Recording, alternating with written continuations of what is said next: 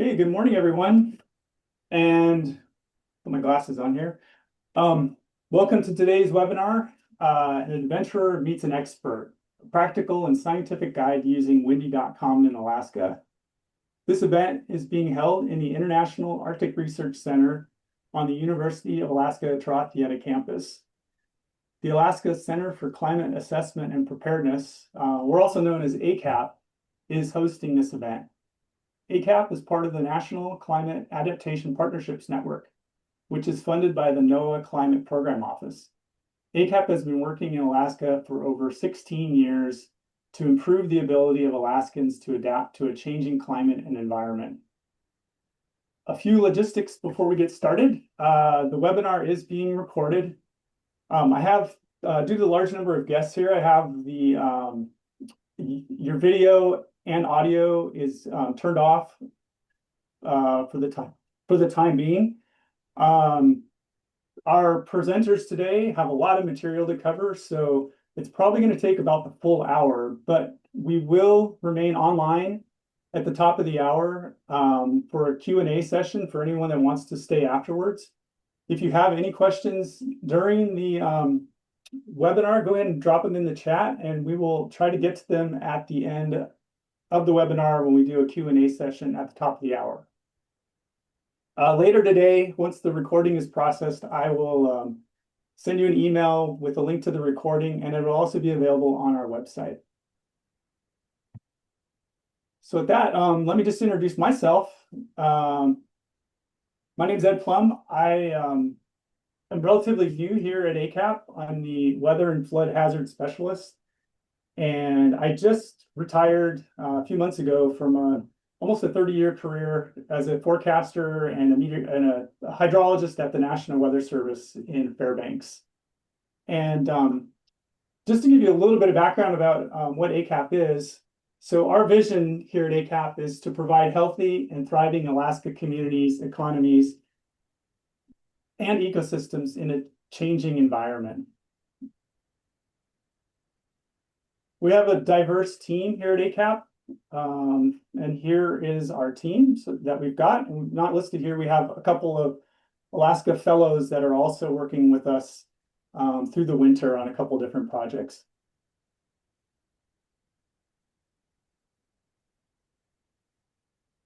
And so just a couple highlights of how people use our work here at ACCAP. So we do have a monthly webinar series. This is one of them, but we also do a climate and weather and climate webinar each month, and that's done by Rick Toman. Some of you may be familiar with Rick. We also do research projects that answer real world questions. And for example, we looked at a weather station data around Alaska and outages to the stations and how this impacted different communities. We also publish a variety of reports and handouts which provide information about Alaska's changing environment. And we're currently working on an extreme events library. So we're looking at extreme events from around Alaska and cataloging these different events and with a lot of information about the event and what happened and the impacts to communities in Alaska. And at that, I will move on to our speakers here. So it's my pleasure to introduce you to today's speakers. I think I've Luc Mehl. He's an Alaska-based adventurer and outdoor educator through his company, Triple Point Training. And we have Jonathan Chriest, who works as a lead meteorologist here at the National Weather Service in Fairbanks. And thank you so much, guys. Luke, we first ran into each other back in 2008 at one of the Alaska Wilderness Ski Classics down in the Wrangell. So gosh, that's almost 20 years ago. And then Jonathan I worked with until I retired here a few months ago. But thanks again, guys. Appreciate it. Really looking forward to this webinar. You've got the floor. Okay, I think I'll start. And Jonathan and I met last week and kind of made a plan of how to do this. And it's a weird mix of like conversational, but then we have some talking points that we want to make sure to get to. So so it's somewhere in that space, which is a little bit awkward. But we're just going to jump right in because I know we have more that we'd like to say and share than we have time for. So I'm going to share a windy screen. And Jonathan, can you see that? Is it working? Let's see here. Uh, I am not seeing that. I do see Maybe Luke. you do it. So, Jonathan, maybe you have to kill your slides. You already did that. Let's see here.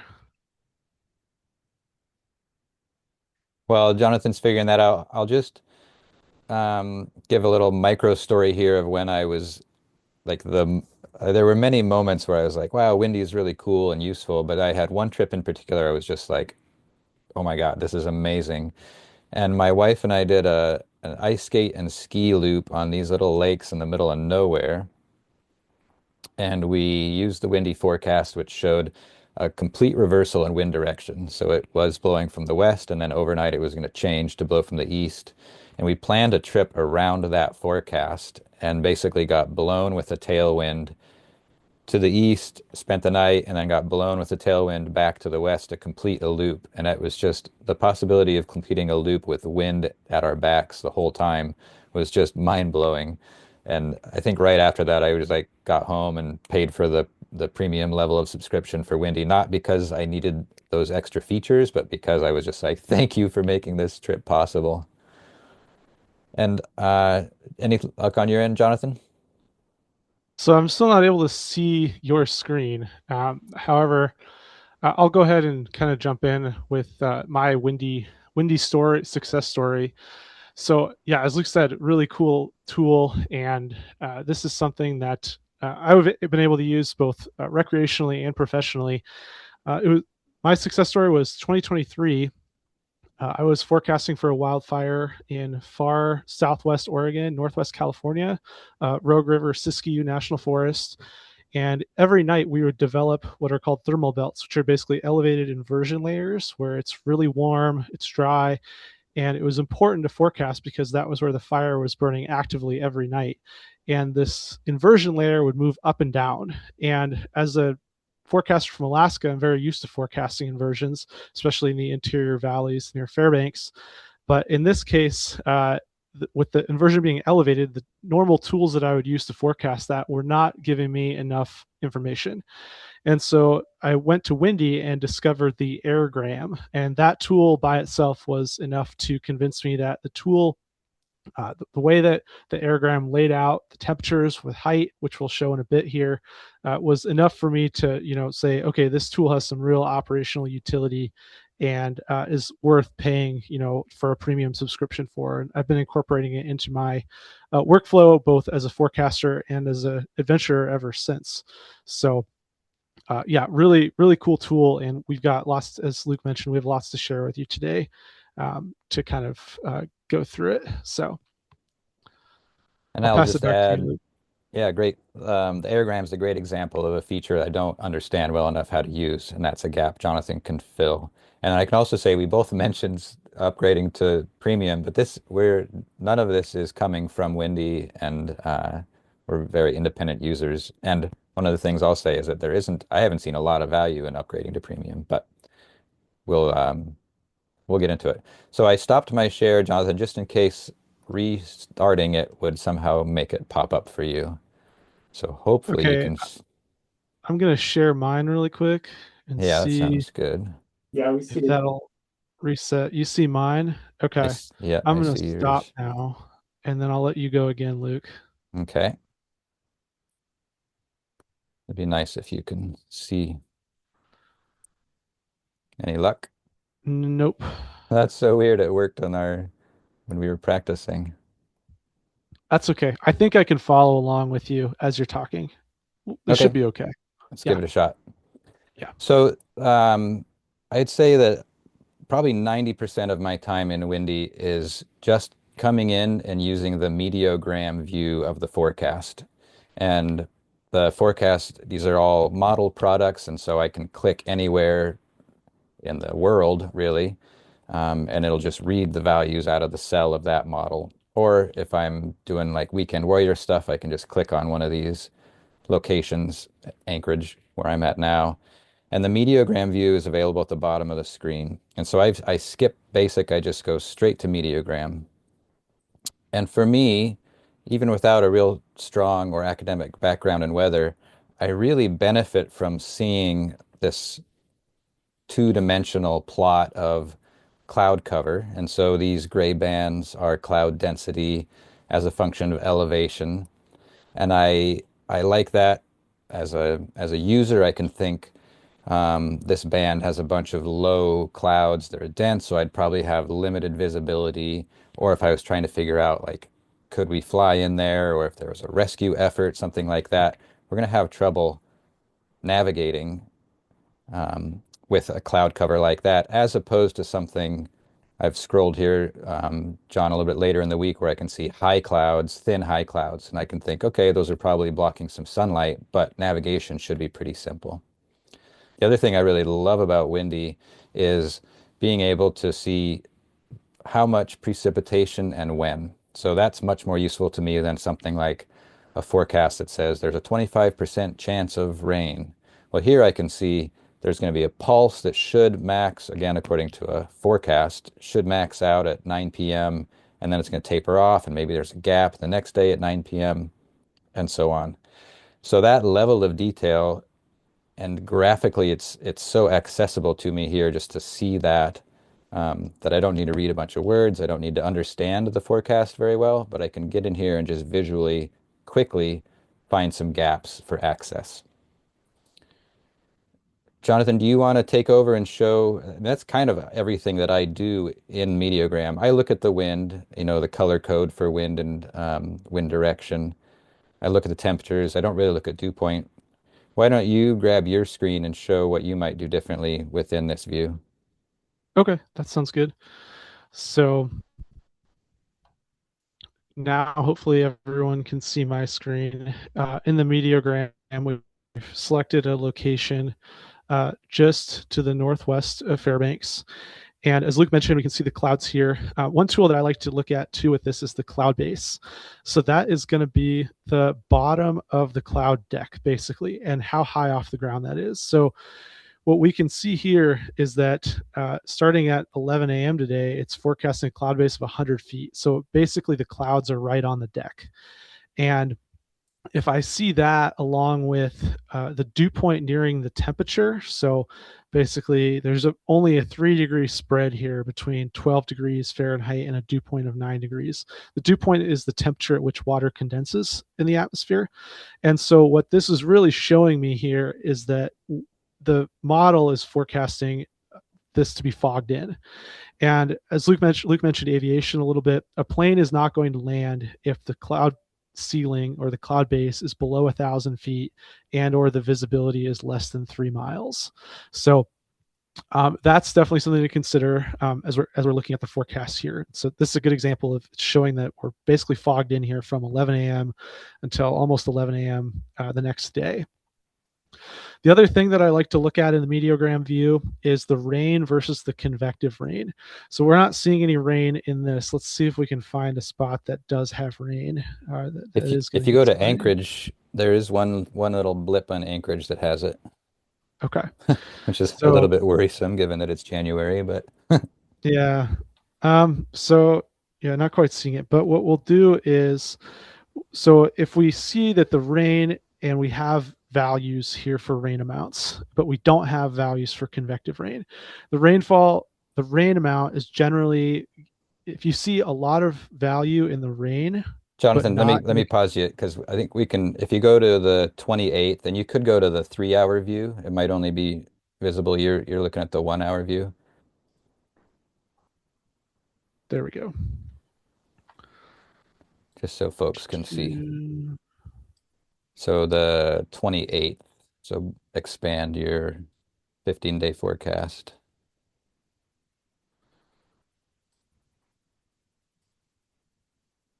Oh, huh. Well, never mind. When I clicked on the word Anchorage, I see rain. There it is. There we go. Okay, there we go. So what we can see here is that we see rain, but we don't really see convective rain. We see rain and snow.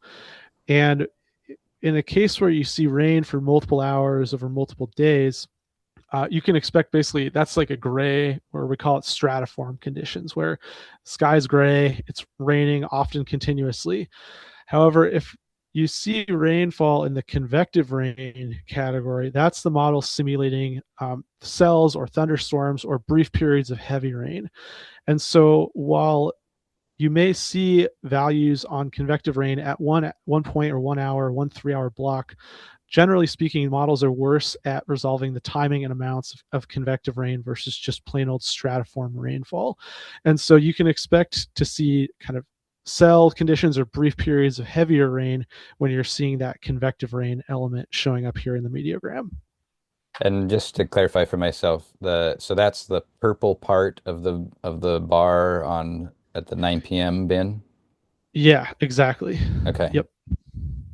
So, and just to summarize it in my own words, so if I see the rain forecast as convective, that's more of like a pulse rather than like more continuous. Yeah, exactly. And that's see it note in the chat here, explanation of convective rain. That's basically the atmosphere. The rainfall is driven by processes, think more in the vertical, where you're getting convection or rising air and rising moisture from the surface that's building into clouds that are often higher topped than a stratiform rain event, where you're getting a large system, say from the Bering Sea, moving into the interior of Alaska, where it's going to bring widespread precipitation. Convective rain is more driven by local processes. So let's keep you driving. And one thing I've noticed with Windy is that with the models, like the timing of the precipitation seems to be pretty darn good, but the amounts in the models, I don't rely on that at all based on, you know, seeing a forecast, going out and coming back home. How would you address that? Or is that an accurate, is Yeah, precipitation especially hard to model? yeah. So precip is especially hard to model. We'll go into this compare forecasts tool, which is what I like to use to get an idea of the range of amounts that could be used or that we could see with in terms of precipitation. So precip is one area that where the Weather Service really excels. The Weather Service, when you involve a human with the forecast, is able to process all the data and look at all the range of possibilities and often express that probabilistically. Whereas the models that you're seeing here in Windy are all what we call deterministic. It's one outcome that's saying this is what's going to happen. Whereas as a human can take that and express that probabilistically. It's a 25% chance that we're going to see more than a tenth of an inch of rain, or a 25% chance that we're going to see more than a half an inch of rain. However, what you can do as kind of a user of Windy is you can go into this compare forecasts tool, and I'll back up here really quick. So say I am on the bottom here in the meteogram view, and if I go into forecast model, compare forecasts, these are all the different models that Windy has. If I go into compare forecasts and scroll over to, we're still on Anchorage here, so we'll go to next Monday where we have precipitation in the forecast, a mix of rain and snow. So this is a really good case. We can see that these models show a wide variety of outcomes. A lot of times what I'll do, especially when in a non-mixed precipitation case where it's just rain, is I will add up all these 3 hour blocks and how much precip the model is forecasting. I will take the minimum and also the maximum of the six models here in Windy, and that'll give you kind of a range of what to possibly expect. Now, as we mentioned, precipitation is very hard to forecast, especially in Alaska. And so generally this is what we call under dispersed. There are going to be cases where you get less rain than what's forecasted in the models, and there are still going to be cases where you get more rain than what is forecasted in the models. But adding up all the values together can give an idea of the range and also the potential uncertainty.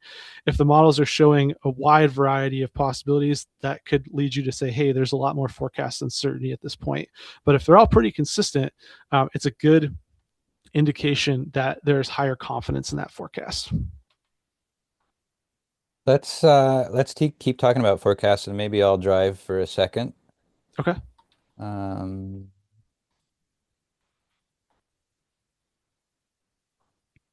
so when I'm playing with the the model selection, the bottom of the screen, there's what, five or six models for me. And I know this is different depending on which parts of the world I might be exploring. I end up generally defaulting to the European model, which seems a little bit weird because there is a North American specific model. And if not the European, then I'm using the high resolution, the HR.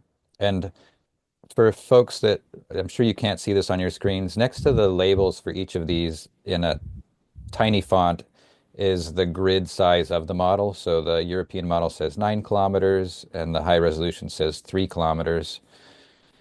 And I guess I'd be curious to hear from you, Jonathan, about each of these models, but also for folks that are outside of Alaska, how you might guide them to determine which model is going to be most accurate for them. Yeah, absolutely. I'm gonna drive here again so we can go over each of the models. So what you'll see here is I'm going to pull up, yeah, the bottom tab that Luke had up as well, where we can see down here on the left, we see ECMWF, we see the GFS, we see the icon, we see Meteor Blue, the NAM Alaska, and the HER Alaska. And as Luke mentioned, it does depend on where you're at in the world. You'll get some different models here. The European model, it performs very well on a day-to-day basis. It's excellent. It's produced by the stands for the European Center for Medium Range Weather Forecasting, and this model is always getting better. It performs very well, pretty much regardless of where in the world you are located. Next up, we have the GFS, which is run by the National Oceanic and Atmospheric Administration. It's run by NOAA out of the United States. And this model, it can actually perform very well with, there's two things that we really trust it for in Alaska, and that is coastal storms and extreme events. It does very well with those. On the day-to-day, the European Center model is generally going to perform better, but the GFS does have some strengths, particularly extreme events and coastal storms. The GFS was performed excellently in the 2021 Fairbanks freezing rain event for those who were present in Fairbanks for that. The ICON model is run by the German Weather Service, generally not used a whole lot in the US, but does have some strengths and is worth looking at. Meteor Blue is a Swiss model, again, not used a whole lot in the US, but is included in Windy and is worth looking at. NAM Alaska is a higher resolution model run by NOAA as well. This can provide some good insights into more local scale features, especially winds here in Alaska, as well as in the lower 48. And then the HER Alaska, the HER is run both over the lower 48 and in Alaska on separate domains. So basically it's a separate box that the model is run over. The HER, as Luke mentioned, high resolution. Some parts of the lower 48, the CONUS, can be darn near the answer key. It performs very well. In Alaska, it's a little bit different. The HER has a very hard time resolving convective processes in Alaska, so that vertical mixing of the atmosphere, which makes it's difficult for precipitation. However, it's excellent when it comes to something that I rely a lot on the HER with is what's the maximum wind speed I could see if I'm in terrain. So we'll pull up the HER here and we'll find an area out here, Southwest Alaska, where we've got some pretty gnarly easterly winds coming in terrain out here near the Alaska Peninsula. The HER is going to perform excellently in giving me a high-end kind of value where we could see wind gusts up to 49 knots here, as we see at 3 p.m. on Thursday. I would use that as a high-end value if I was traveling in terrain in Alaska. And the Weather Service, we use the HER in our forecast for specific, instances kind of like that, where there's going to be channeling effects within terrain. It's higher resolution, so it's going to resolve the terrain a little bit better and provide a more realistic high-end forecast for wind speeds. I think I will pass it back to you, Luke. We can move on. Yeah, and still on the topic of the different models, can you just clarify for me, like as part of your job, weather service forecasting, are you using other models that aren't on this list, or are you basically using these and then putting the human interpretation on them? Yeah, so we're at the Weather Service, we do get other models. However, the thing that we use the most nowadays is called ensembles, where the European Center will run an ensemble. All the model data here in Windy is deterministic, and it's actually the same data that you'll find on a variety of other weather websites. The graphics are just really pretty in Windy; they're beautiful, and Windy presents the data exceptionally well. But the data, at the end of the day, the data is the same. It's deterministic. It's one solution. At the Weather Service, we use a lot of ensembles, which are take the deterministic model, the starting conditions. So that the way the model works is it takes in the conditions at the like time zero, basically, and then it runs it out in time using its physics schemes. What the ensemble will do is you'll take the initial condition of the model and you'll tweak it a little bit, and you'll say, we are assuming that the initial condition is wrong in this location, and we're going to change it by a tiny bit, and then we're going to run it. And we can see by the ensemble and how the model changes with these different initial conditions what the uncertainty is and what the different solutions might be.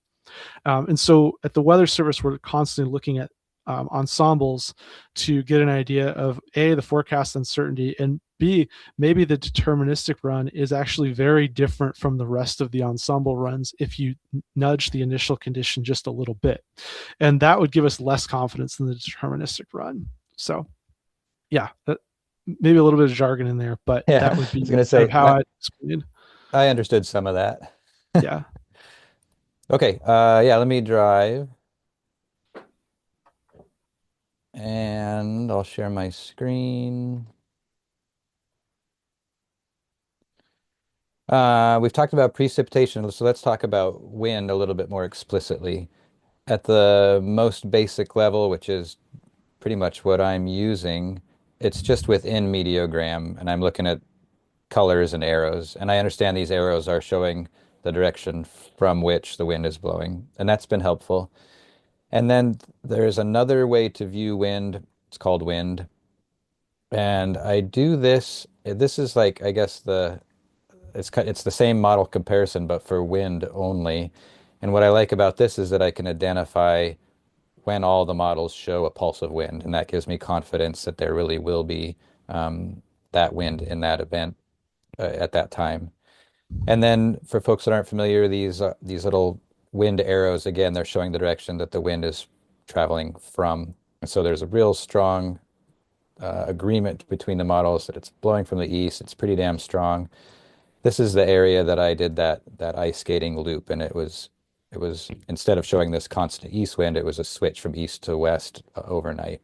And where the models don't agree, either sometimes that's because the wind speeds are low, or I think maybe the models just have different numbers. Is there more that I'm not seeing here, Jonathan?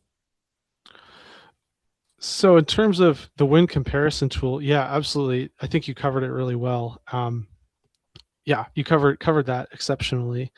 Yeah, I think, yeah, I'll leave it at Okay, that. I think you got then it. Yeah. why don't you take over airgram, because that's one that I've always been intimidated by. Okay. That sounds good. I'm going to share my screen now. And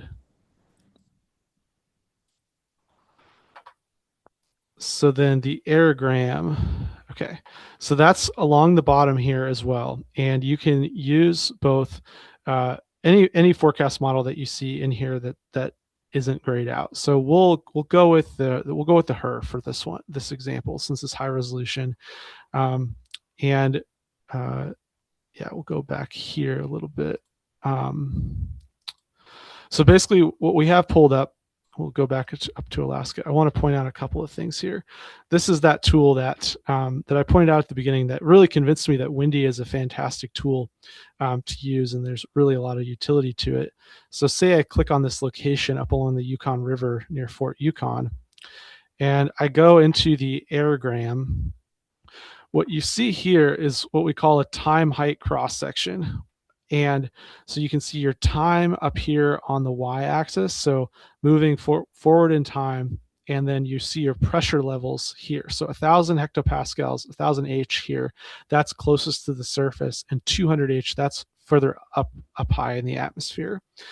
And so this tool, what you can really see from it is you can see your winds aloft, but you can also see the temperature profile as you rise up in the atmosphere. And so this can be useful for determining inversion layers, especially in the interior where it can be really cold in the valleys, but warmer up aloft. And so this example right here, what we can see is it's really cold here. This is an example of a really strong inversion here on Friday afternoon into Saturday, where it's really cold here at the surface, but then you have this warm layer that's up here between, say, it looks like 875 hectopascals and 800 hectopascals, which in broad terms is, between, say, 3,500 feet and about 6,000 feet, which you can get that data exact from a model sounding that we can also pull up here in a bit. But basically, it shows there's a strong inversion, and it's going to be warmer aloft than it is at the surface. And you can see that over time as you step through time here. So I gotta pause. I gotta pause you because this one is so intimidating to me. Is temperature reflected by color on this plot? yeah, yep, Okay. good question, Luke. And So there's yeah, no there's no legend that shows you that green is warmer. You just know that, or you can see there's some tiny numbers in white. yeah, there's some tiny numbers in white. The readability is not great on those numbers, But but those are temperature. yes, that's correct. Okay. And In, then in, in and degrees then Fahrenheit. give me the explanation for these crazy symbols. Yeah, so the wind barbs that you're seeing here. So we'll go with this green layer just because it's easy to see. We can see that the wind barbs are all pointed from the west to the east. So uh, we can see that at this layer, we have a west wind pretty consistently, and it's actually stronger than it is in the times before and the times after. So in this warm layer here, we can see west wind, and with these wind barbs, the best way to understand them is uh, take the barb point. So the in this case the left side of it, grab it and point. That's the way the wind direction is blowing towards. So in this case we're seeing a wind coming from the west and blowing towards the east, and that would be considered a west wind. So we can use that to say, okay, at this elevation we can expect a west wind. In this case, let's see here, I'll look at the bottom one right where my cursor's over, 25 miles per hour here. One barb here, one fully extended barb is 10 knots or 10 miles per hour, and a halfway extended is 5 miles per hour. So that's how you would read those wind barbs. And then what happens when it turns into a triangle on the upper right? Yeah, so when it turns into a triangle on the upper right, that's actually 50 knots or 50 miles Okay. per hour. So when it's filled in like that, that's exceptionally strong, but we're also very high up in the atmosphere at that point. So for me, it seems like it's enough to say color is temperature, and then to view those as arrows where the stuff on the end is, I forget what it's called, the little like feathers that keep arrows flying straight. And Yeah, the bigger the feather, the stronger the wind. That might be enough for my brain. yeah, that's totally right. And so I see the value of recognizing an inversion with elevation, and I can see where this would be useful to pilots. Any other application for me as a recreational user? I think I would say that there's other things that we can glean from this. However, they're best shown in other tools within Windy that we're going to continue to go over. So, Okay, heck yeah. I see a ton of questions and folks answering questions within the chat, and thanks for doing that because we're just going to keep racing along. I'll go ahead and share, and let's move outside of the mediogram and that bottom view. So give me the screen, if you will. And so everything we've been doing so far, mediogram, bottom of the screen, and we're going to kind of work our way up a little bit counterclockwise here into the other features within Windy. And what I want to show next, I mentioned mediograms like, I don't know, 80% of what I do. The other 15% is observations. So I like to get out of models into what's actually happening. And you can adjust this little toolbox down here. There's a three-dot icon, and you can choose which of these to show on your map. And the ones I have on my map that I use a lot are reported wind, reported temperature, reported precip. And so I can just look at the map, zoom out, and get a sense for big picture, what's going on, like where are there pockets of cold and where are there pockets of wind. And then I can click on one of these stations and see 1 week of history, the observations over that week. And I love this. Some stations will show precipitation as well, like this one does happen to have precip. And so I can look back and see, there was a really high wind event, gusts of 43 miles an hour, that had precipitation. So I'm using this to get a sense for the current surface conditions, like did it rain, did it snow, did it blow, and how hard. And that's been super helpful to me.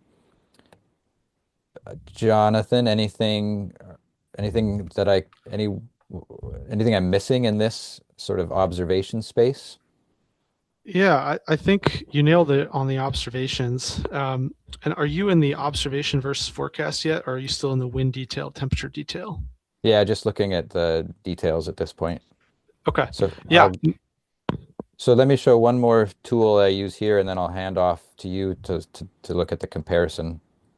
In addition to the reported winds, temperatures, precip, you'll see if you click on precip, there's a lot fewer stations. I'm not seeing any. That's not quite right. So I'm not sure what's wrong with that. But the other thing I do quite often is I look at the layer of webcams, just because there's a 24-hour archive of webcams, so I can look at what was the weather yesterday, overnight, and I can go back. When I go back to like a 30-day view, it's maybe one image per day or something. But especially after a storm event, I'll go back, and even if it's at night, I can generally see snowflakes or rain hitting the camera. And that's another useful way for me to know, like, it did actually snow, it did actually rain or not. Or I can see on the sides of a road, I'll look and I'll try to compare there. I can see like water droplets on the screen. So I know that it rained here, and I can see when. So that's been pretty useful to me. The next thing that we want to talk about that Jonathan alluded to is this comparison tool, and it's a way to compare observations to the models, but I guess I should let you drive, Jonathan. Okay. I'll kill mine.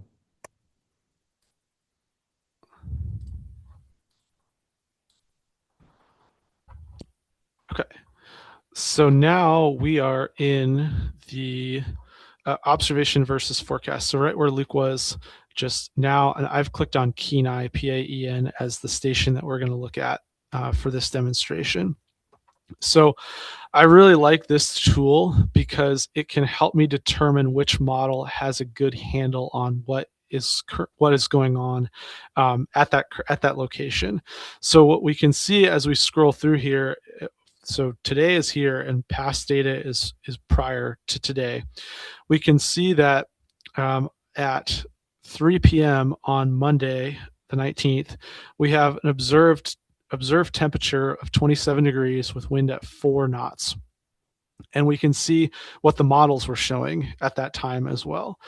And we can see that the NAM AK was the model that had the temperature closest to what the observation was, but all the models had winds a little bit too light. Let's go to an area where they had a little bit more weather. So here's a wind event, for example here. So observe 34 degrees, 27 knots of wind.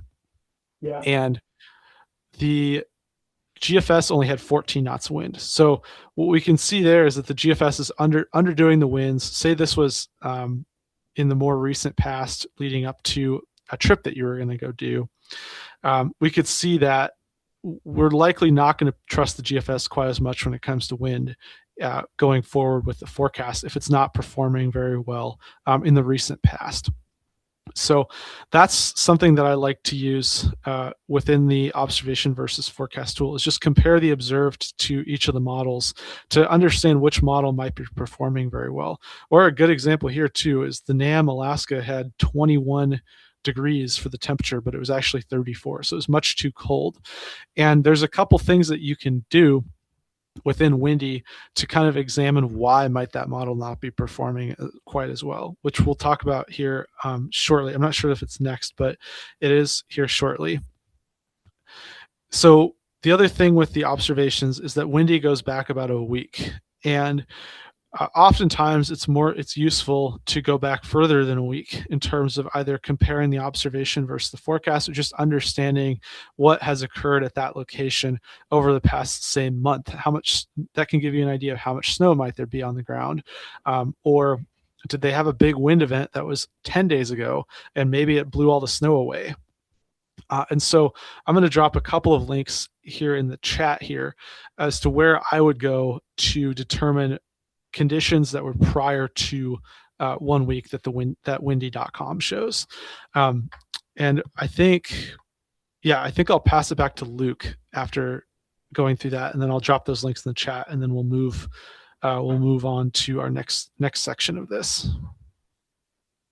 Sounds good. And I see in the chat, it sounds like this observation panel is only available with the premium subscription. And maybe that's a good window for me just to mention the other, they've already come up, the other things that I know are different with premium. When I'm looking at the forecast, like the meteogram view, I have the ability to go from a 3-hour to a 1-hour forecast. And I have a longer forecast, like a 7 versus 15-day forecast. So those two features I think are premium level, and then apparently that observation tool is premium level. Those are the only ones I know of, and honestly, I rarely use the 1 hour. I do use that longer forecast, but I don't trust it as much because it's farther out. So this has worked really well for me without the premium level, and when I decided to purchase it, it was mostly just to as a thank you. The next thing on our list here is to work our way up on the right-hand side of the screen. So I'm going to clear off those overlays. And so these are all the layers that I can use, like the base imagery, and wind is the default. And for the most part, these are eye candy to me. I don't get a lot of use out of them. I will every now and then, like look at snow, new snow, snow depth. But for me, again, just personal use, the layer that I do use here quite often is weather radar. So I'll click on that now. And Jonathan can explain how these actually work, but I understand that, you'll notice that each of these circles or cones is centered around a large community, Bethel, Nome, Fairbanks, Anchorage, and Alaska. And there's great coverage pretty much everywhere else that's populated.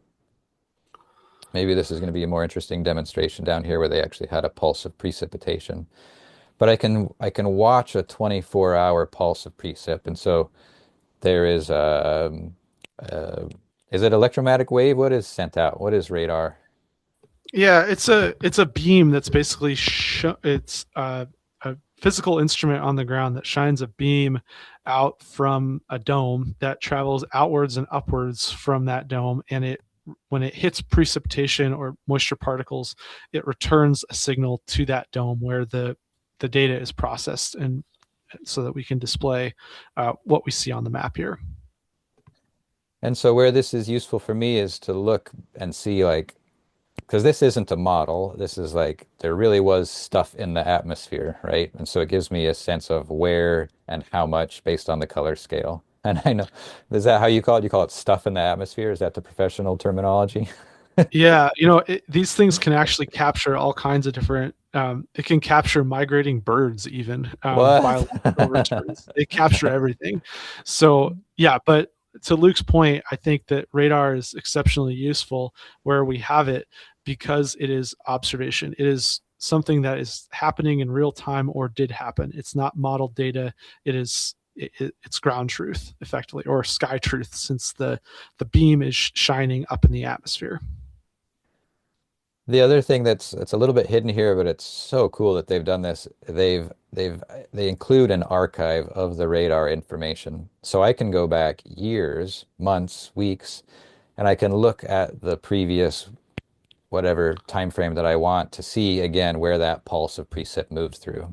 So a specific application for me would be if I'm trying to do some backcountry skiing and I want to know, has it been snowing? I can go back and look the last 10 days. Really cool feature. Um, Anything you would add to radar, Jonathan? Or I think maybe you should present some of the other layers that you actually use.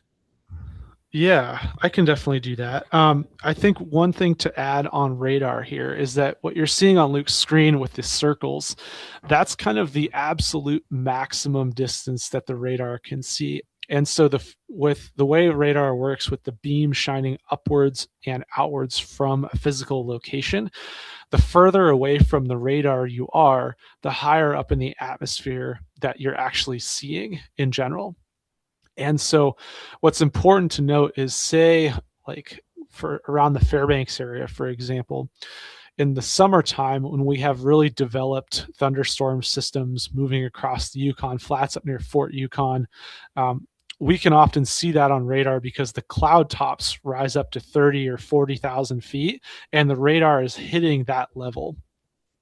However, in the wintertime, most of the snow systems that we get here in the interior are much lower in altitude. They're more synoptic, they're less convective. So the tops of those clouds are much lower. And so the further away from the radar we are, the higher the chances that there's actually snow happening. We're just not seeing it because it's underneath the beam of the radar. So if you're not seeing precipitation on the radar, but the model is showing precipitation, like say there's really good agreement across all the models, they're all showing precip in that area, the odds are high that what's basically happening is that the radar beam is being shined over top of the actual system. And that's why the radar is not picking it up. Cool. Yeah. So other layer, like you mentioned that you find the rain and thunder layer Yeah, let me share useful. here for a second. I will take back over control here. So yeah, I've got the radar up right now. A couple other things I will show here. Let's go with rain and thunder. So, and then we'll go into the so if I step in time through the model run here, we can see kind of the evolution of the precipitation. And this is especially useful in the summertime with convective rain, thunderstorms, and systems that may produce, heavy rain cells. And the HRRR is just one kind of representation of how the cells might evolve throughout the day. The different high resolution models are going to show different solutions just because of the amount of uncertainty that we get when we have convective precipitation. However, stepping through this can show us how the system may progress. It's a good example of that. In this case, we have snow here, a little bit of rain down here. A lot of times when, we got a big ridge over Alaska, there's not a whole lot going on. But let's see if we can find something down south here. HRRR US. Here's something. So we got some really heavy precip coming down in Louisiana right there. We can see how that might evolve. And with the high resolution, you're going to see the individual bands of precipitation better than you would say with a lower resolution model like the ECMWF or the GFS. So I think, yeah, that's kind of what I wanted to show for rain and thunder. Let's move back up to Alaska here.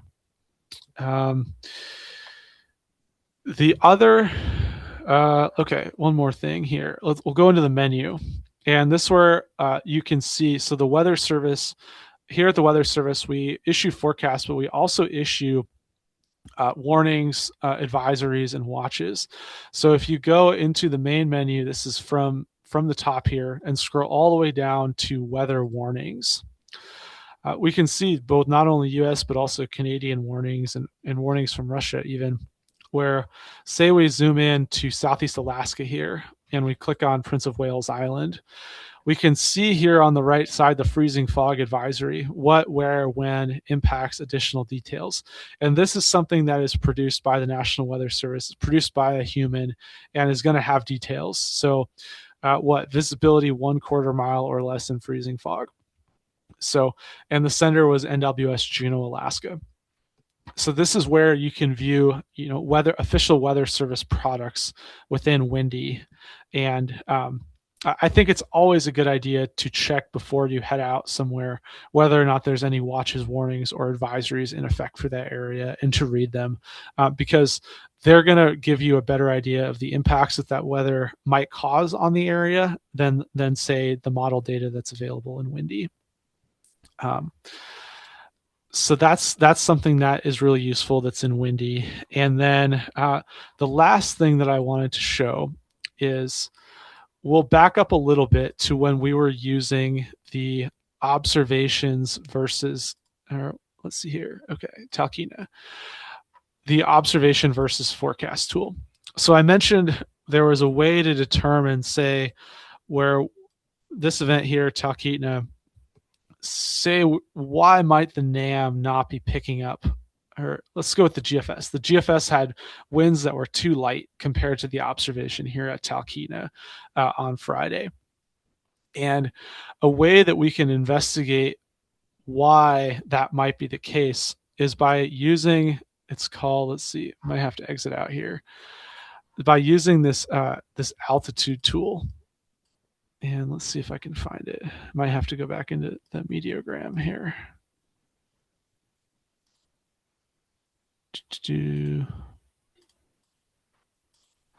Well, let's see here. There we go. And then altitude.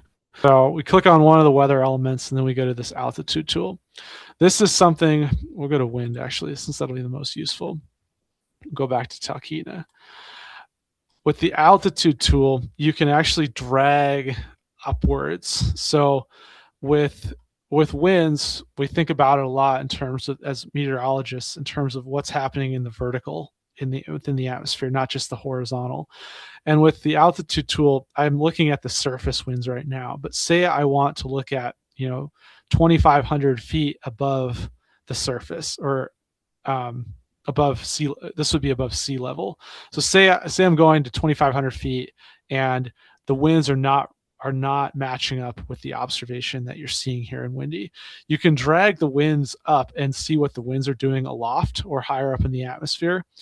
And what's likely happening and causing the discrepancy between the model and the observation is something to do with how the model is mixing the winds to the surface. Either there's really strong winds aloft and the model is keeping them aloft and not mixing them down to the surface the way that is actually happening in reality, or it could be the opposite. The model is showing that the winds that are higher up in the atmosphere are getting to the surface, but in fact that's not actually happening. That happens a ton in the interior, especially in the valley locations where there's inversions during the wintertime.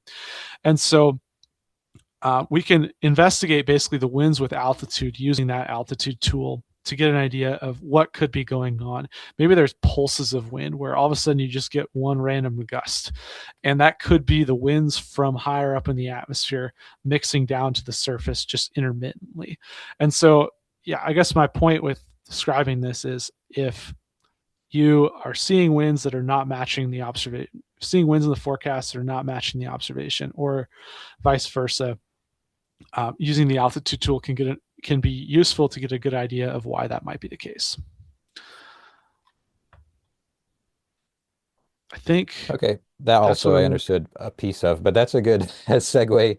So in these last minutes, and I prompted you for this, like I understand, my applications for this are so like just, recreation and work oriented. And I don't have a strong grasp of pressure systems and ridges and a lot of these concepts. And I am curious what resources you would direct me, people like me, toward, if that's books or online courses or products, like reading model summaries? Like, yeah, where would you go? Where would you send me? Yeah, I think that the National Weather Service area forecast discussions are a good place to start. We produce those 1 or 2 times per day. Every weather service office in the country produces those. And that's the forecaster's thoughts on what may be happening, what the impacts might be. And whenever we mention specific terms that might be jargon, say like 500 millibar heights or something like that, there will be actually a link within that discussion that takes you to a page that defines the term, and in a way that anyone can understand in how those definitions are written. So the National Weather Service area forecast discussions are excellent, and I'll put a link in the chat to a couple of the ones in Alaska, the Juneau, Fairbanks, and Anchorage as well. Calling your weather service office and just chatting with the forecaster. That's a service that's available to everyone. And is something that we love talking with the public. We love talking with people who are using weather and making decisions based on the weather and helping them to make the safest or most economically effective decision possible. And then I'll also drop a couple of other links in the chat to sites that we use extensively here at the Weather Service that can give us I guess I'll let you explore more of on your own time, but can have useful data that is not contained in Windy. That is a little bit more complex, but can be very, very helpful for building up weather knowledge and learning more about this. Awesome. Thank you.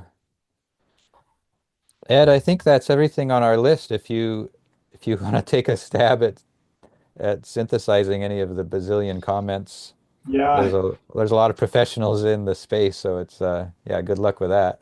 yeah, I could tell there was a lot of super users in the on this and answering the chat, which was great. I couldn't keep up with some of the chats here.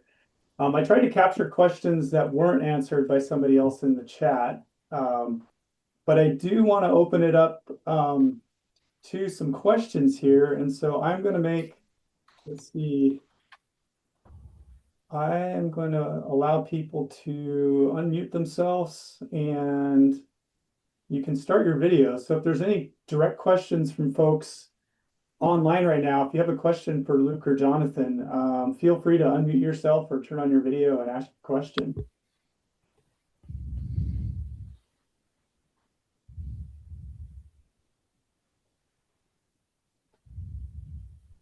Jonathan, hi, my name's Alex. I had a quick question. I took a course through Luke, and I found out about the rain accumulation tool over there on the menu sidebar. And so I use that a lot to try to figure out like paddling trips, like how much rain I could expect on like a watershed area.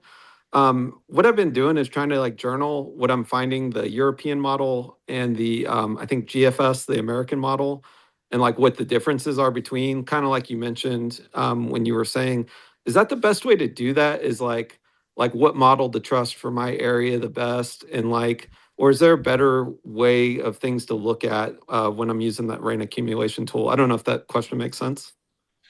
Yeah, it totally makes sense. And I think you're right on with comparing the forecast to the observation. And one thing to keep in mind is that different models are going to perform differently in different patterns. So you may find that the European model performs better in one overall weather pattern versus a different one that the GFS may perform better at.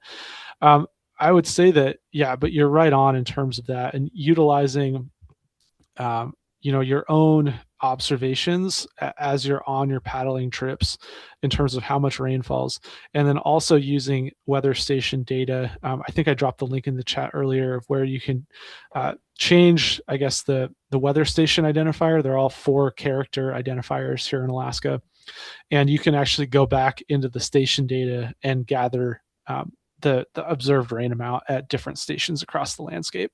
But I think you're right on with journaling what you observe versus the model. Thanks for dropping that link. I'll check that out. I've been using a different website for rain totals when I couldn't capture them myself, so I'll check out that link with the observation data on those. Thanks.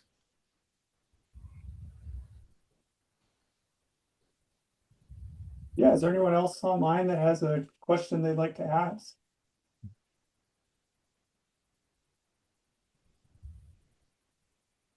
Yeah, how's it going? My name's Enoch. I had a quick question about the Wendy's like real-time lightning tracking. I'm curious, like if that's a feature you guys use at all, or if you could tell me a little bit more about that.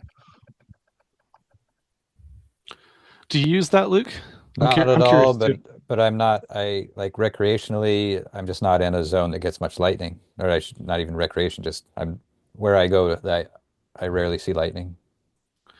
Yeah, I would say I'm not a user of it simply because I generally get my lightning data when I'm forecasting from a different source. So I'm not super familiar with where exactly this lightning data is coming from. Cool. Yeah, no worries. Thanks. Could I ask a question?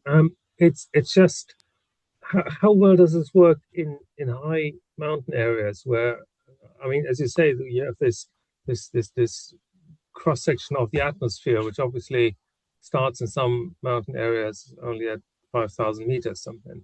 So how well do these models work in those environments? Terrain definitely complicates all the models, and how each model resolves the terrain is a little bit different. And so your best bet within high mountain environments where you have a lot of terrain is to use higher resolution models and understand that there's going to be a wide range of possibilities within what the high resolution model says. The range of possibilities are going to be larger than what you can see within those models. So, Okay. yeah, terrain's definitely complicated, and higher resolution models are going to perform better, but you're still going to have times where the model is not going to capture everything. Thank you. Jonathan, will you let me drive for a second? Yeah, go for it. I don't think I Yours have is it. up now. Okay, you should be. Yep. Yeah, I'm Yeah. good. I just want to show several folks are asking questions about, what's available in the layers, and I'll just do this a little more slowly. We're talking about these menu items on the right-hand side of the screen. You click on this hamburger icon, and then there are a handful of wind-related, temperature-related, precip, clouds and aviation, waves and sea, air quality. So this has been a common one. People are asking about smoke and air quality in general. And then drought and the warnings. This is fire hazard and the weather warnings layer that we did show. So for all of these, I would say, and some of these layers I think are premium only, and other ones are not. But that's how you can go in there and choose what you want to see. And likewise, at the bottom of that, these are the overlays that I can choose to have on my personal map, um, temperature, wind, etc. So you can customize how this is going to look for you. I wanted to just add one more point, which is that another application for me with Windy is that when I'm going into a remote area for a trip, I can easily share the forecast for that location just by taking the URL, like the lat long or part of that URL. And it makes it so convenient for me when I'm doing my like sharing a trip plan with people back home and say, here's where we're going and here's the weather link. And then I can check in with them by satellite communication, whatever device that looks like, and say, can you give me a weather update? And all they have to do is just click right on that link. And even more advanced, this might also be a premium level feature, but I can upload a route that I've drawn in Caltopo or Google Earth or something like that, and I can view that in Windy, and I can share it through Windy, and I do that on every trip that I go in a remote setting, and so that I can say, hey, we're at this junction, or we're going to be at this junction in 3 days. Can you give us a forecast for that location? That's been real helpful to me. Sorry for stealing the Q&A, but I do use those features. Great, thanks for you. Are you guys ready for another question? If there's anybody online there? Yeah. This is John Shower in Fairbanks, and I just kind of discovered in clicking around, when you click on a point that there's a ability to basically show the what do you call it? The profile, the altitude profile for that area. And I was really curious, Jonathan, how good the resolution is on it for showing inversions. It looks like you can zoom in on it, and we're always looking to see what the temperature inversion is up in the hills. Yeah, totally. I guess I might not be totally familiar with where you found that tool, or which exact one it is. If you can direct me to that, I can take a look at it really quick though. Yeah, let me, when you type on a spot and it says show forecast for this location, forecast for this point, there's at the top of my screen on mobile, there's distance and it's then the sounding for this point. And it's the Oh, okay. sounding is what, because it seems to show, a blue line graph, a red line graph, and, the wind graph. And then as you scroll your little, scroll across it, it shows it, and you can zoom in on the, the feet elevation versus pressure. Yeah. Yeah, so I think I'm not exactly sure where you are, but I think what you found is something good based on your description of it and what I think it is.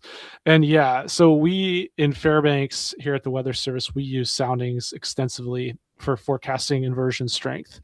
And if you see that the temperature line increasing with height, kind of in that vertical profile, there's a good bet that you're going to have a strong inversion or an inversion. And each of the models are going to resolve that differently. I would say that a higher resolution model in that case is going to perform better with the actual strength of the inversion. However, none of the models, when we have very strong inversions in Fairbanks, so when it's like 30 below in the valley or 0 in the hills, none of the models are going to quite capture that. That's going to be a little bit too steep of an inversion over too little vertical for the model to totally capture. Thanks. Yeah, the graphs, it looked like once you zoomed in, you could see at least if it was a sharp inversion from the ground up on there. There it is on the screen. Yeah. Cool. Yeah, no, I think that this is a great tool. I never actually right clicked before. So, yeah, I think this is great, and you can change your model. Perfect. Yeah. Thanks.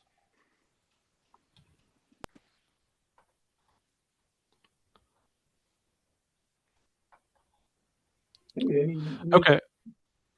I'll just add one more thing too here. So what we saw was the model, and then the way I clicked in here was how do I go back? There was an option to select the observed radiosonde measurements. So this is an observation. This was the balloon that came up this morning from the Fairbanks Airport, where you can see the actual observed data, and it does have a tool where at 32 or almost 3,300 feet, it was 32 degrees. So that can be this is a really good tool for determining temperatures aloft or on ridges.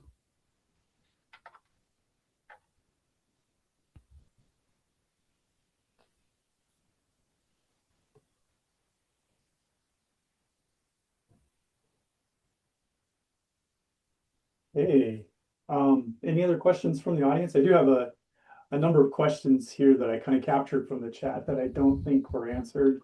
Jonathan and Luke. I've got one question for you real quick, guys. Maybe this is a question for Jonathan. My name's Cedar. I'm down in Juneau. Just wondering which model you would recommend would be best for marine forecasting down in Southeast. Yeah, marine down in Southeast is a beast. Really tough with all the channels down there. I don't think I would recommend one particular model.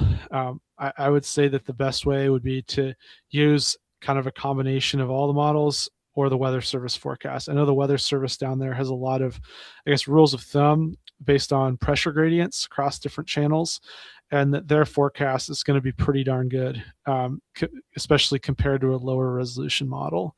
So I would absolutely look at the Weather Service forecast down there to get an idea of winds and channels, and kind of a combination of all the models when taking a look at marine weather down there. Thanks.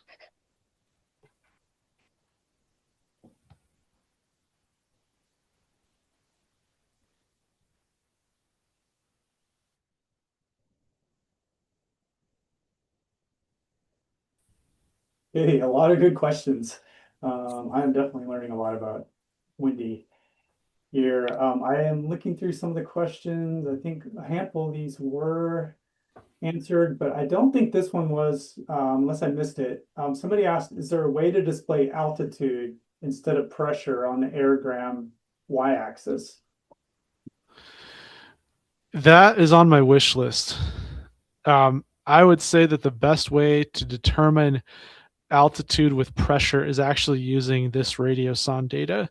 So what you can see here is when you go to the aerogram, let's see, I guess I still have my screen shared. I didn't know that, but let's go to Healy. So we're in the aerogram here. What I would recommend doing is looking at, the profile. Say we're looking at 700 hectopascals, and then going into the sounding for that area. So we'll right click near Healy, getting the sounding. And then we see that 700 is near 10,000 feet. So that's how I would recommend using it. But the air displaying a height instead of a pressure would be on my wish list. If there's anyone from Windy listening in.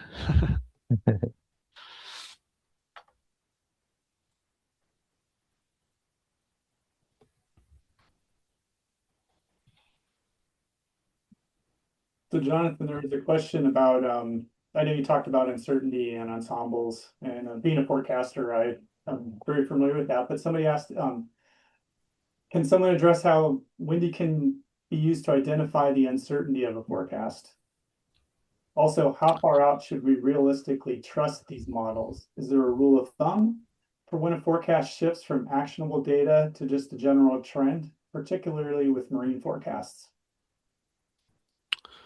Okay. Can you repeat the first part of that maybe one more time? Yeah, sorry, that was kind of a multifaceted question. That's okay. Yeah, how can we use windy to identify the uncertainty of a forecast? Okay. Yeah. So I think that the compare models, tool is going to be your friend with that. So going into Healy, compare forecasts. And I think that, in this case, okay, this is a great example. We've got a 13-degree spread here. If something in this is if 30 degrees versus 17 degrees is impactful for you, and the models are showing different values, I would say that, yeah, comparing these within the compare forecast tool is going to be a good way to get an idea of how different the models are over time or at the time that you care about. If the models are really different, that would be an indication to me that there's higher uncertainty.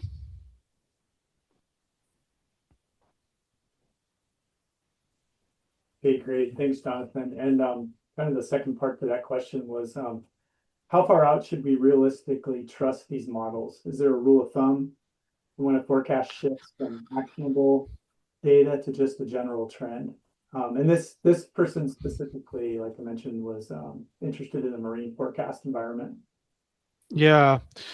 Good question. It's a question that we get a lot as forecasters, and there's really not a clear answer to it. Models are going to perform. Sometimes the models are going to perform better further out in time than others.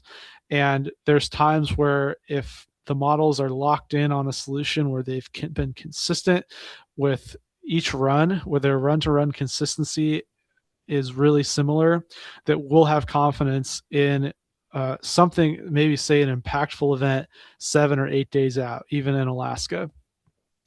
If we start to see maybe a really impactful event in one model solution, but then the next run of the model, when the model gets run 6 or 12 hours later, it's completely different. We don't have a lot of confidence in that.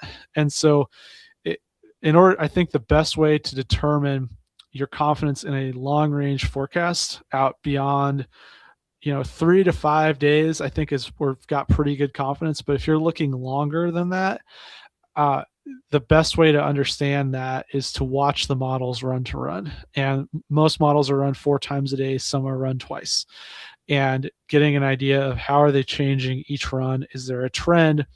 And that tropical tidbits link that I dropped in the chat just a few minutes ago, that makes this really easy, where you can see the current model run and then you can switch back to the previous one really quickly, and you can even compare what they've been doing over the last four plus runs. So yeah, I guess that's how I'd answer that question.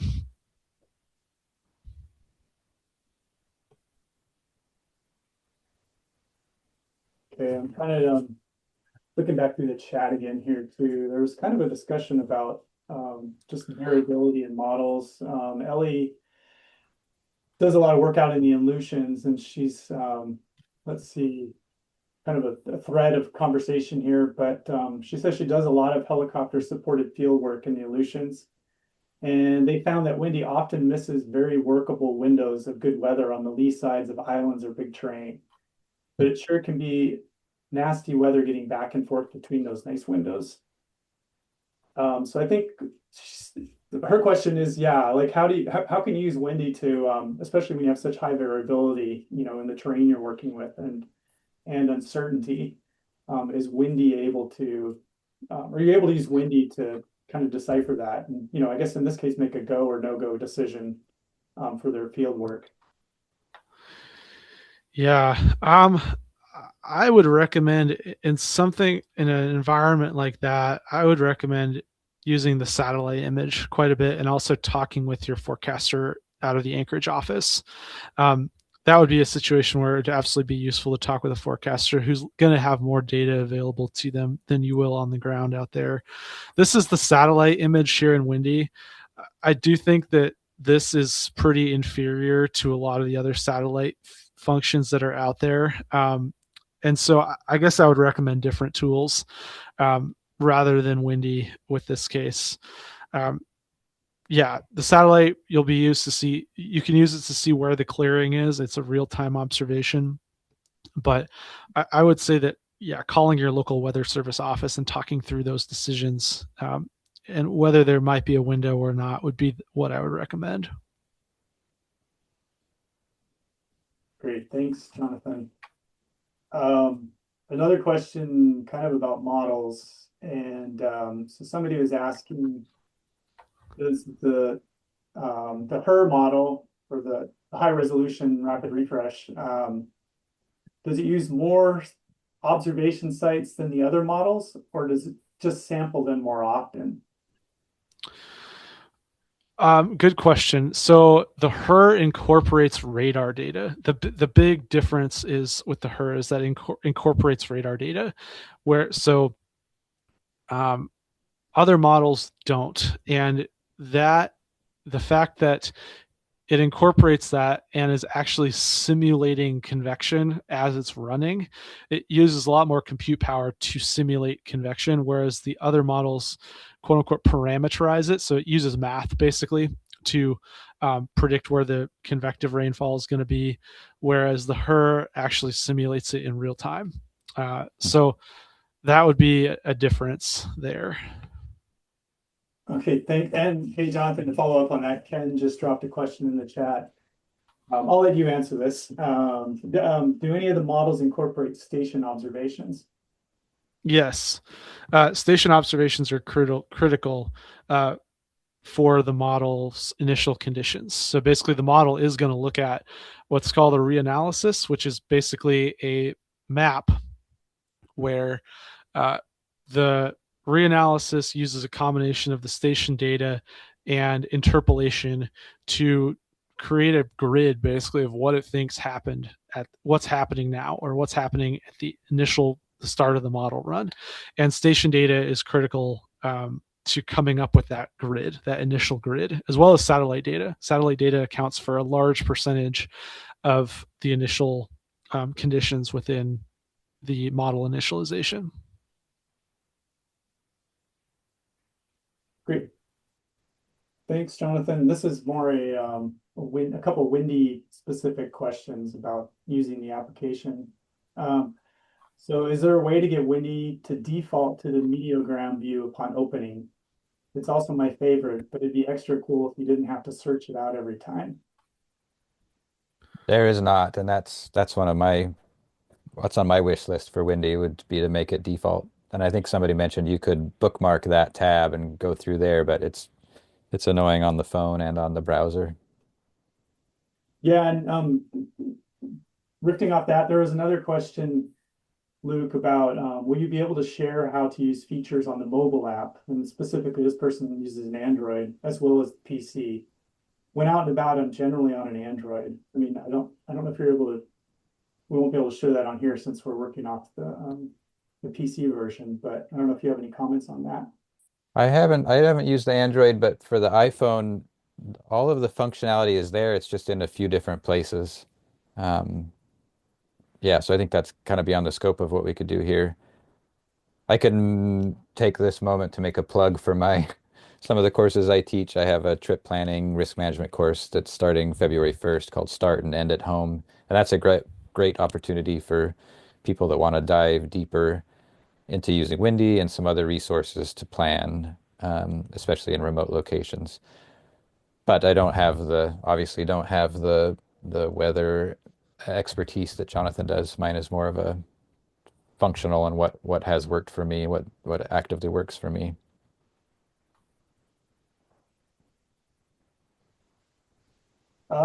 We still have over 100 people online. I don't know if anybody else had a question. Um, out there online, I've tried to tackle some of the ones that were in the chat here. I see somebody asked about the course. I'll put a link in the chat for that. Okay, and I will all the links that Luke and Jonathan referred to, I will send that in an email when I send the recording link as well. Jonathan, this is Alex again. If you don't mind, you mentioned about the observation stations like being part of the models. For areas like I live in the Missouri Ozarks, and there's observation stations I can see when I'm looking at them. Is there a way that we can like register or become observation stations? You know, like I didn't know if you could talk about that a little bit. Like I would assume. Yeah, so the Weather Service has a cooperative observer program where the Weather Service will set you up with a weather station as long as you report daily, basically daily observations. And sometimes if there's one in the area, in your area, it won't work out. But that would be probably the best way to get set up with official data. You can always, you have a weather station. There's pretty strict guidelines in terms of which stations are acceptable for model initialization, but any sort of cooperative observing station that the Weather Service sets up for you would be data that would be getting to the Weather Service. Potentially, depending on the situation, it may not be getting into the models, but yeah, I think that's probably how I'd answer that. Yeah, thanks. It's, I'll get it's our. complicated. Yeah, no, that makes complete sense. I'll get our local river organization. We've got some land co-op there, and I'll see about getting a observation station or with it what we've done with that. So it gives me some great questions. Thank you.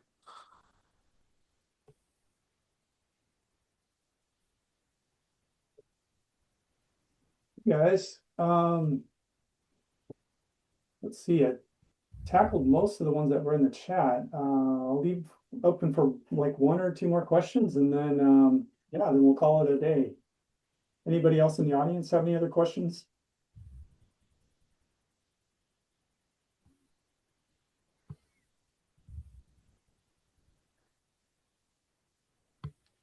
Okay. With that, Jonathan, Luke, hey, thanks guys. That was we could have probably made that webinar 2 hours long at least. That was a lot. More material, but I think, yeah, I will definitely have all your links that I'll get all the links from you and then get those sent out along with the email.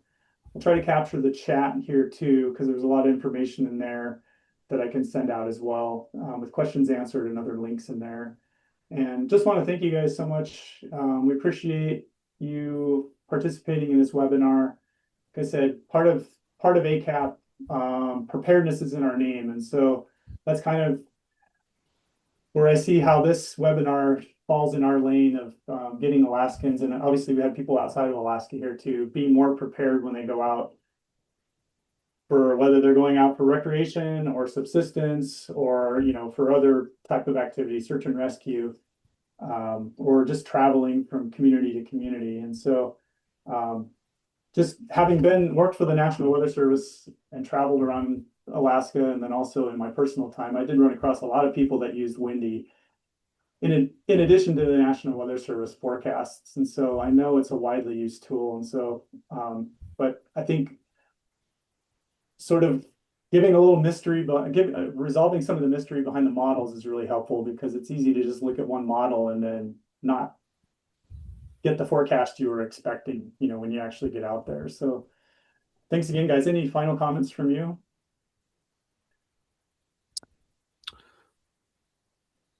Nope. Yeah, I don't think I have any. Thanks so much, Ed and Luke, and everyone for attending.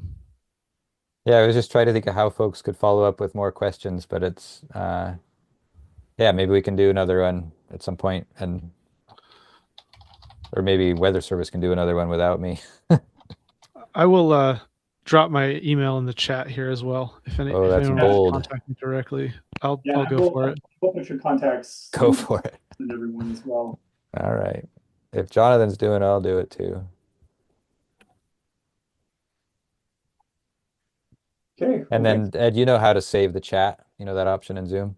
I will, let me stop recording and then I'll have you walk me through that, because I have not saved the chat before. Hang on just a second.